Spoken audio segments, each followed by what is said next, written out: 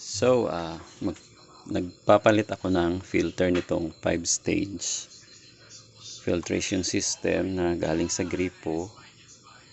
Okay? Para maging malinis yung water. Ngayon, ito yung pagkakasunod-sunod. Okay? Una sa PP, pangalawa UDF, pangatlo CTO, pangapat UF, panglima T33. Pero bantayan nyo yung flow ng tubig kasi nakalagay dito, ayan, Chinese yan, pero nakasaad dyan na yan daw ang flow ng tubig dapat. So ito magkakaiba yung arrows nya. Okay, so kahit baliktad yung label, sundin talaga yung arrows. So ganito.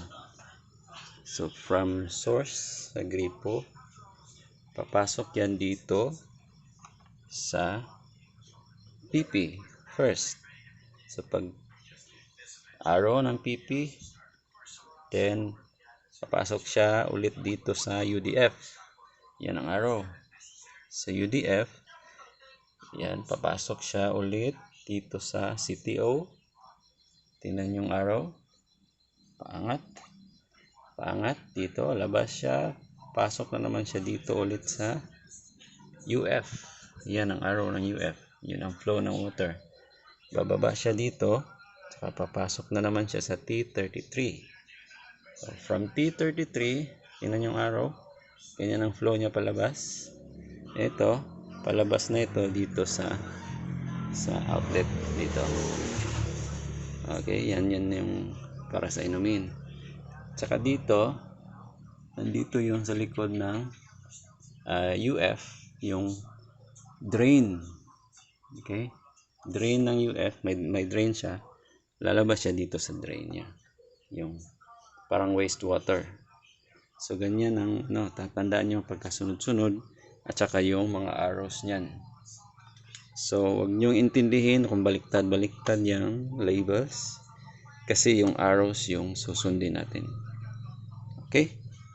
So on natin.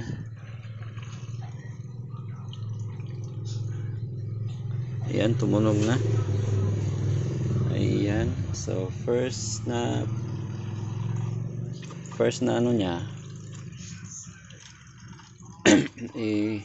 i-drain mo muna yan ng mga ilang minutes ba yun, sa check ko lang. So ito yung pinaka-importante, tandaan nyo yung arrows na yan, tsaka yung pagkasunod-sunod. Okay, from PP to UDF to CTO, UF, T33, then labas na siya dito. Okay, ayan, tsaka yung arrows nya. So yun, ganyan yan siya hanggang sa lumabas dito. So yun yung na-discover ko kasi susundin ko sana yung sa tutorial ng nakatayo ito lahat napansin ko may arrows pala yan. So yan dapat ang sundin. Yan lang. Ang lakas ng expression.